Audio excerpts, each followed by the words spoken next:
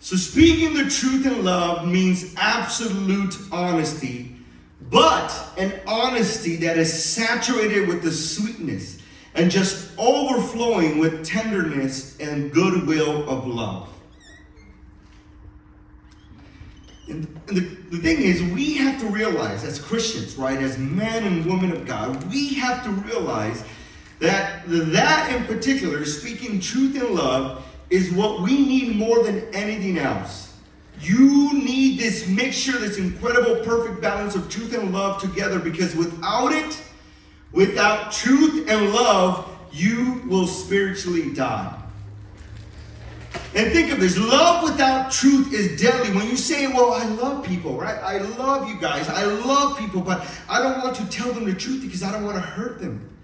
And if you say I'm loving them, but you're not telling them the truth, it is deadly. And you know why? Because we can't know ourselves unless somebody from the outside tells us. And last week I told you guys that we don't even know our own voices. I remember a long time ago hearing myself leave a voicemail, and I heard that voicemail back, and I was like, oh my goodness, that's how I sound? You know why you can't really know exactly how you sound? Because it's not that you hear your voice come this way. You hear your voice go that way. So your voice is filtered through skin and cartilage and whatever is in between your mouth and your eardrums. So when you speak out and you record it and you hear it cleanly, then you're like, oh my goodness, this is how I sound, how annoying.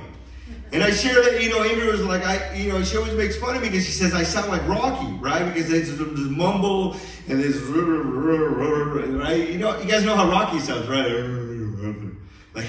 So she says I sound like Rocky. And I heard myself and I was like, oh, kind of, dude. I mumble my words, like I don't enunciate properly. And again, you don't even know how truly you sound.